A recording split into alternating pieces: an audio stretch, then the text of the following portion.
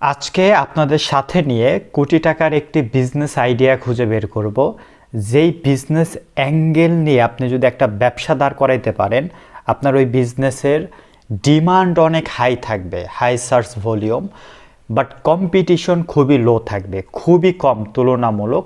Business আইডিয়ার মূল ব্যাপারটা হলো বাচ্চাদের নিয়ে একটা বিজনেস তৈরি করা।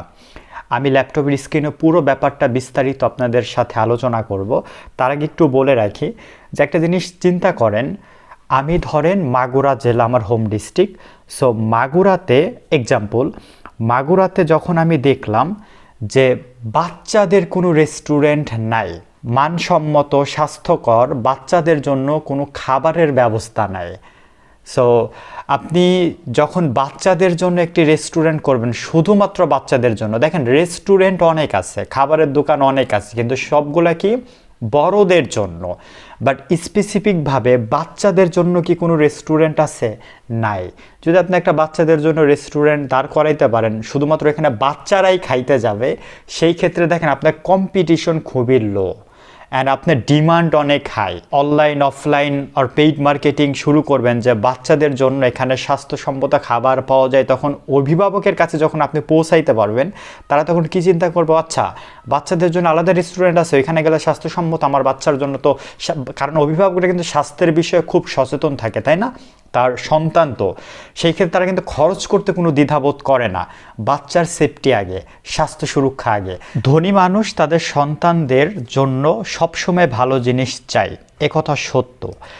এমনও ঘটে যে ধরেন একটা প্রোডাক্ট আর সার্ভিসের দামটা অনেক বেশি, বাট প্রোডাক্ট আর সার্ভিসটা খুবই ভালো, সেই ক্ষেত্রে তারা কি টাকার চিন্তা করে? নো, তারা কিন্তু টাকা পয়সার চিন্তা করে না।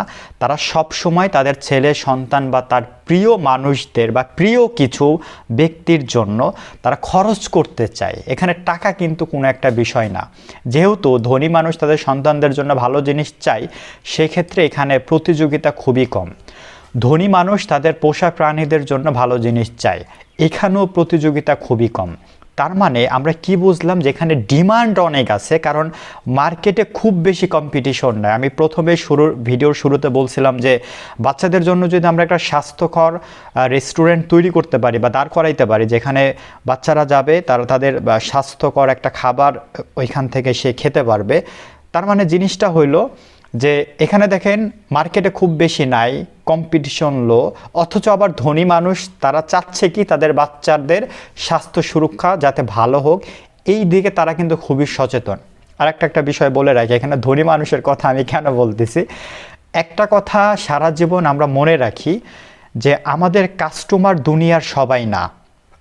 আমরা এটা বিলিভ করি সবসময় যে আমার কাস্টমার সবাই, যেমন জুতার দোকান দিছি ধরেন, জুতার দোকান দেওয়ার পর আমরা মনে করি যে আমার কাস্টমার সবাই, কারণ যেহেতু সবাই জুতা ইউজ করে, তো আমার কাস্টমার কি সবাই? না, আপনার জুতার দোকানের কাস্টমার সবাই না। আপনি এই চিন্তা নিয়ে যখন ব্যবসা বাণিজ্য আমরা করব, তখন কিন্তু এটা আমাদের একটা ভুল কনসেপ্ট। কেন? কারণ আপনি আসলে জুতারটার আপনার অ্যাকচুয়াল নিশ কাস্টমার কারা, তাদেরকে খুঁজে বের করুন। আপনি কি আসলে প্রিমিয়াম কোয়ালিটির জুতা বিক্রি করেন, যে দামটা একটু প্রিমিয়াম থাকবে?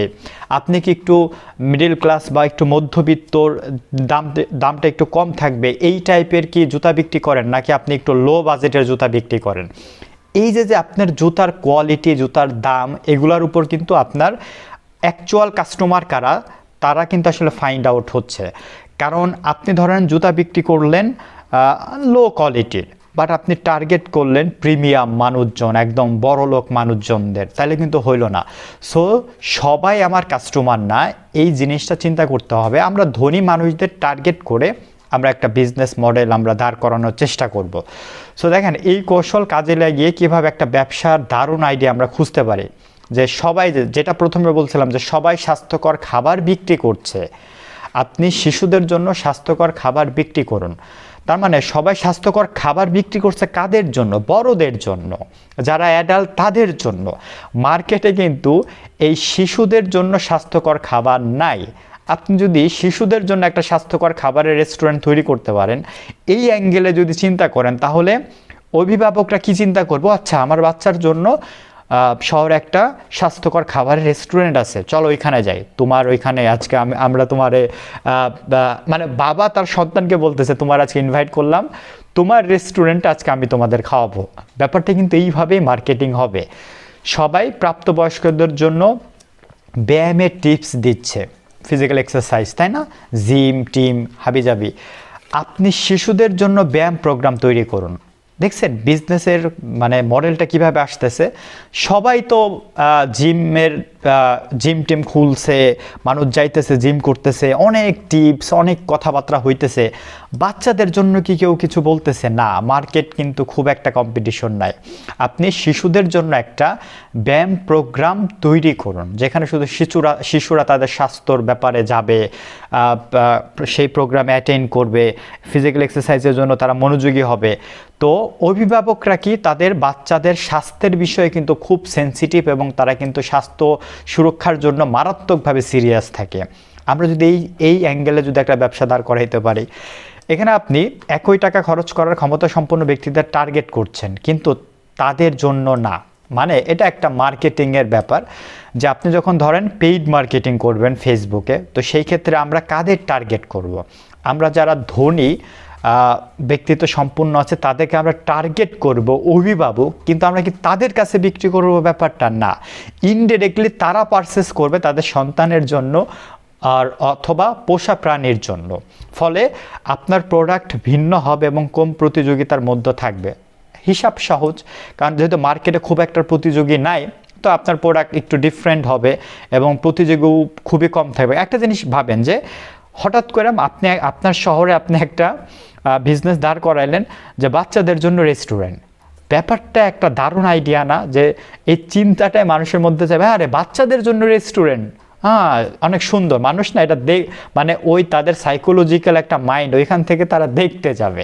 হ্যাঁ, যে আর তো বুঝতেছেন যে যখনই এমন একটা পেইড মার্কেটিং হবে, এমন একটা অনলাইনে মার্কেটিং হবে যে শহরে আপনি ধরেন আপনার শহরে এইরকম কোনো রেস্টুরেন্ট নাই, আপনিই প্রথম, অটোমেটিক আপনি কিন্তু একটা ন্যাচারাল গ্রোথ পাবেন। তাহলে কিভাবে এই সুযোগ কাজে লাগাবো আমরা? ধাপ 1, প্রথমে খুঁজুন ধনী মানুষ যারা মানে তারা কিসে আগ্রহী, এইটা একটু খুঁজে বের করতে হবে। যত নিশ মার্কেট তত ভালো আপনি ওইটার রেজাল্ট পাবেন। আপনি নিশটা একদম পারফেক্ট হইতে হবে, যে আপনি স্পেসিফিক কোথায় আপনার বিজনেস দাঁড় করাইতে চান। ধাপ 2, যে এটি কি শিশুদের জন্য বা পোষা প্রাণীদের জন্য তৈরি করা সম্ভব? আপনি আসলে শিশুদের জন্য কি একটা প্রোডাক্ট ডেভেলপ করতে পারেন, বা পোষা প্রাণীদের জন্য আপনি কি করতে চাচ্ছেন?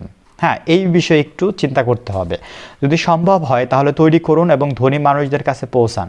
সো এটা একটা মার্কেটিংয়ের পার্ট, যে আপনি ধরুন আপনার প্রোডাক্ট রেডি, আপনার সব কিছু রেডি হয়েছে, আপনি একটা মার্কেটিং করার জন্য আপনি তাদের কাছে রিচ করা শুরু করেন। আপনি পেইড মার্কেটিং করেন, আপনি অফলাইনে যখন বিজনেস দাঁড় করাবেন তখন আপনি মার্কেটিংয়ের তো অনেকগুলো ওয়ে আছে। সো আপনি যদি ডিজিটালভাবে করতে চান করেন, যখন পৌঁছানোর পর দেখবেন রেজাল্টগুলো আসতে শুরু করতেছে। শুধুমাত্র ইমেইল এবং লিঙ্কডইনের মাধ্যমে আপনি কোল্ড আউট রিচ করতে পারেন। এগুলো মার্কেটিংয়ের ট্রাম। যেহেতু আপনি একটা বিজনেস দাঁড় করাবেন, সো আপনার বিজনেসের মার্কেটিং আপনাকেই তো করতে হবে। সো আপনি আপনার মতো মার্কেটিং ফানেলগুলো ইউজ করতে পারেন। সো এই হলো মূলত বিজনেস আইডিয়া, যেহেতু বাচ্চাদের জন্য মানুষজন খুব একটা বেশি কিছু করে না, কিন্তু মার্কেটে বাচ্চাদের যারা অভিভাবক আছে তারা খুব সচেতন যে আমার বাচ্চার স্বাস্থ্য সুরক্ষার কথা আমি চিন্তা করি, আমার বাচ্চার যদি হেলদি ফুডের কথা আমি চিন্তা করি। সো যখন অভিভাবক এই চিন্তাগুলো করতেছে তখন তারা টাকা খরচ করতে কিন্তু কখনোই কার্পণ্যতা বোধ করবে না। তাদের কাছে টাকা আছে, তারা টাকা খরচ করবে তার বাচ্চাদের জন্য, পোষা প্রাণীর জন্য। সো আপনার কিন্তু কাস্টমারগুলো রেডি রয়েছে, এখন শুধু আপনার একটা বিজনেস মডেল ডেভেলপ করে আপনার মার্কেটে কাজ শুরু করা লাগবে। বাকিটা আপনি আরও স্টাডি করেন, আরও রিসার্চ করেন যে কীভাবে একটা বিজনেস অ্যাঙ্গেল আপনি খুঁজে বের করতে পারেন বাচ্চাদের জন্য। আই হোপ, আমরা বিশ্বাস করি আপনি অনেক ভালো কিছু করবেন ইনশাআল্লাহ। সো ভালো থাকুন, সুস্থ থাকুন, দেখা হবে